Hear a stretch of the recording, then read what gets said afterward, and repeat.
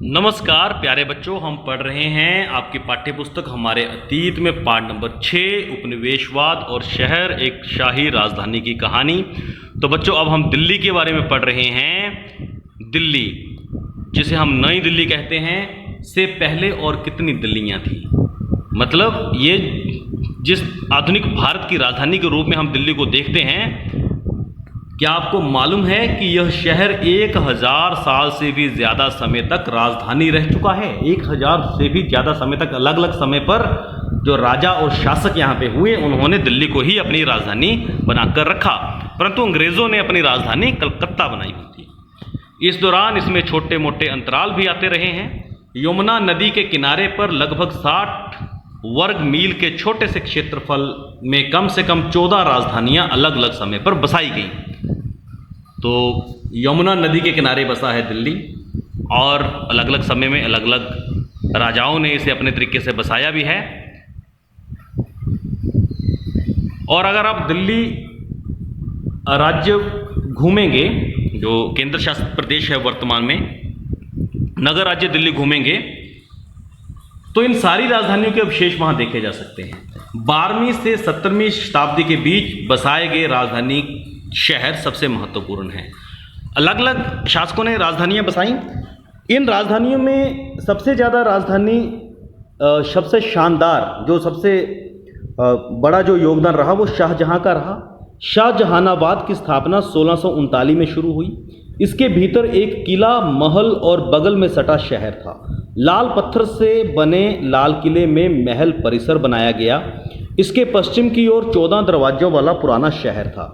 चांदनी चौक और फैज़ बाज़ार की मुख्य सड़कें इतनी चौड़ी थी कि वहाँ से शाही यात्राएं आसानी से निकल सकती थी। बच्चों ये है शाहजहानाबाद का एक चित्र। यहाँ पे देखिए, यहाँ पे आप लाल किला देख सकते हैं, ये लाल पत्थर से बनाया गया था। यहाँ पर ये नदी है और ये बिल्कुल इसके किनारे पे है। यहाँ पर शहर बसाया गया है। बीच में आप देख रहे हैं चौड़ी सड़कें हैं और किले हैं और पूरे इलाके की घेराबंदी भी की गई है।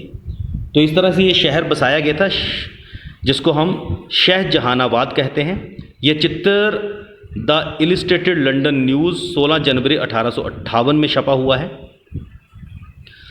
बच्चों शाहजहां का जब राज था, घने मोहल्लों और दर्जनों बाज़ारों से घिरी जामा मस्जिद भारत की सबसे विशाल और भव्य मस्जिदों में से एक थी पूरे शहर में, क्योंकि उस वक्त वो इस्लामिक धर्म को ज़्यादा प्रोत्साहन दे रहे थे। सूफी संस्कृति का बड़ा बोलबाला था, इसलिए जगह जगह दरगाहें, खानकाह और ईदगाह थी। खानकाह होती हैं ऐसी जगह जहाँ पे लोग संगीत कार्यक्रम, सूफी संतों का आशीर्वाद ले सकते हैं और संगीत कार्यक्रम कर सकते हैं। तो इस तरह से जगह जगह पर ये भी बनाई गई थी। और किसी ने, मीर तकी मीर ने कहा भी था कि दिल्ली की सड़कें महज सड़कें नहीं हैं, वे तो किसी चित्रकार की एल्बम के पन्ने हैं। मतलब इतनी सुंदर दिल्ली बसाई गई थी। लेकिन यह भी एक आदर्श शहर नहीं था, जैसा अभी भी होता है उस समय भी था, कि ऐशो आराम भी सिर्फ कुछ लोगों के हिस्से में आता था। अमीर और गरीब के बीच का फासला बहुत गहरा था। हवेलियों के बीच गरीबों के असंख्य कच्चे मकान हुआ करते थे। और जो शायरी, नृत्य, संगीत की रंग बिरंगी दुनिया थी, वो सिर्फ मर्दों के लिए थी। मतलब औरतों को उस समय उतने अधिकार नहीं थे।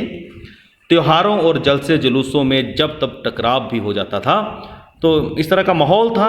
ये एक जामा मस्जिद के बाहर का एक चित्र है, आपकी स्क्रीन के ऊपर दिखाया गया है।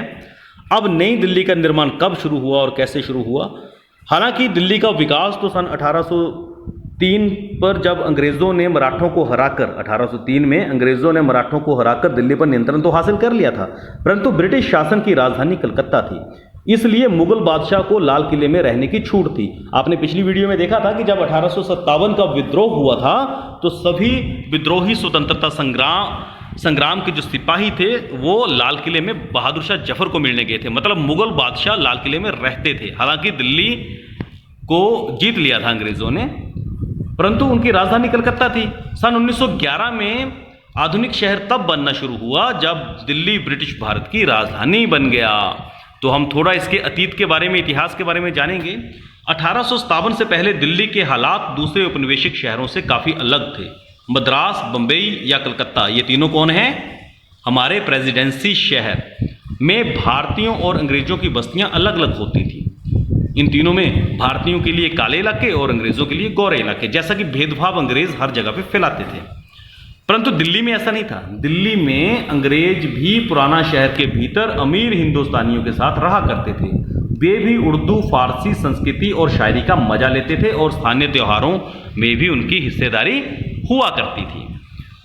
सन 1824 में दिल्ली कॉलेज की स्थापना हुई थी, जिसमें विज्ञान, मानव शास्त्र के नए युग का सूत्रपात हुआ था और उर्दू भाषा में काम होता था। और 1830 से 1857 का जो ये समय था, इसे दिल्ली पुनर्जागरण काल कहते हैं। पुनर्जागरण होता है जिसमें कला और संस्कृति का उत्थान होता है। तो आप समझ पा रहे हैं, हम इतिहास के पन्नों से देख रहे हैं कि भले ही अंग्रेजों ने उसे जीत लिया था, परंतु दिल्ली का माहौल कलकत्ता, बम्बई और मद्रास जैसे प्रेसिडेंसी शहरों से थोड़ा अलग था। यहाँ पे अंग्रेज भारतीयों के साथ मिलकर रहा करते थे। 1857 के बाद सब कुछ बदल गया। उस साल हुए विद्रोह के दौरान विद्रोहियों ने बहादुर शाह जफर को विद्रोह का नेतृत्व संभालने के लिए मजबूर कर दिया और 4 महीने तक दिल्ली विद्रोहियों के नियंत्रण में रही। यहाँ पर विद्रोही शब्द गलत लिखा है, हम स्वतंत्रता सेनानी कहेंगे, क्योंकि अंग्रेज़ों से भारत को आज़ाद कराने के लिए लोग इकट्ठे हुए थे, संगठित हुए थे। जब अंग्रेज़ों ने शहर पर दोबारा नियंत्रण हासिल किया तो वे बदले और लूटपाट की मुहिम पर निकल पड़े। और शायर गालिब, आपने नाम सुना होगा, उन्होंने लिखा भी है कि जब गुस्साए शेर मतलब अंग्रेज शहर में दाखिल हुए तो उन्होंने बेसहारों को मारा, घर जला दिए। ना जाने कितने औरतें, मर्द, आम और खास 3 दरवाज़ों से दिल्ली से भाग खड़े हुए। उन्होंने छोटे मोटे समुदायों, शहरों के बाहर मकबरों में पनाह ली। और हमने पिछले पाठ में पढ़ा भी था, बहादुर शाह जफर के साथ क्या हुआ। उन्हें देश निकाला दे दिया गया। उन्हें बर्मा, जो अब म्यांमार है, वहाँ भेज दिया गया। उनका दरबार बंद कर दिया गया, उनके महल गिरा दिए गए, बागों को बंद कर दिया गया और उनकी जगह अपने सैनिकों की बैरकें बना दी गई। ऐसा क्यों किया? क्योंकि अंग्रेज मुगल अतीत को पूरी तरह भुला देना चाहते थे। उन्हें लगता था कि लोग कहीं दोबारा संगठित ना हो जाएं, इसलिए उन्होंने इर्द गिर्द का सारा इलाका साफ करवा दिया। वहाँ के मैदान, बाग, मस्जिदें नष्ट कर दी। उन्होंने मंदिरों को नहीं तोड़ा, मस्जिदों को नष्ट कर दिया। अंग्रेज आसपास के इलाकों को सुरक्षित करना चाहते थे, क्योंकि उन्हें लगता था कि यहीं से कुछ गतिविधियां हमारे विरुद्ध होती हैं। खास तौर पर मस्जिदों को या तो नष्ट कर दिया गया या उन्हें अन्य कामों के लिए इस्तेमाल किया जाने लगा। मिसाल के तौर पर जीनत अल मस्जिद को एक बेकरी में तब्दील कर दिया गया। जामा मस्जिद में 5 साल तक किसी को नमाज पढ़ने की इजाज़त नहीं दी गई। शहर का 1/3 हिस्सा ढा दिया, नहरों को पाटकर समतल कर दिया।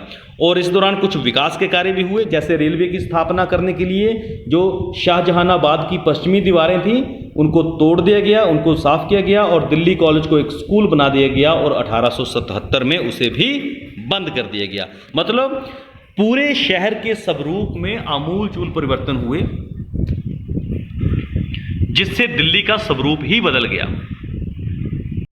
तो बच्चों, बड़ी रोचक जानकारी दिल्ली के बारे में आप इस पाठ में पढ़ रहे हैं। अपनी पाठ्य पुस्तक में भी इसको पढ़िएगा और कार्यपत्र को हल करिएगा। धन्यवाद। जय हिंद, जय हिमाचल।